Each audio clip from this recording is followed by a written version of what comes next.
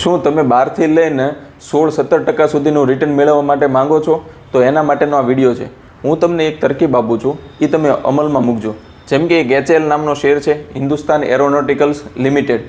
જો એના તમે 2020માં શેરનો પ્રાઇસ જુઓ તો 378 રૂપિયા હતો, 2021માં 600, એમ વધતો 4500 રૂપિયા સુધીનો ગયો. જો તમે દર મહિને એક શેર પણ જો એનો લીધો હોતે તો 12 મહિનાના 12 શેર થતે, અહીંયાના 4500 રૂપિયા થતે 12 મહિનામાં. અને આનો જો ટોટલ આપણે કરતાં જઈએ તો આપણું ઇન્વેસ્ટમેન્ટ 1,67,000 રૂપિયા સુધીનું થતે ઇન્વેસ્ટમેન્ટ. અને આજે જો એની કરંટ વેલ્યુ જોઈએ, આમ તો 5152 રૂપિયા સુધી પણ જઈને આવ્યો છે, પણ હું અત્યારે કરંટ વેલ્યુ જો એને લઈએ તો 4500 રૂપિયાની થશે. 4500 રૂપિયા લેખે જો જેટલા શેર છે એને મલ્ટિપ્લિકેશન કરું તો 3,24,000 રૂપિયા થશે. એટલે કે ઓલમોસ્ટ 5 વર્ષમાં આ પૈસા છે એ તમારા ડબલ થઈ ગયા.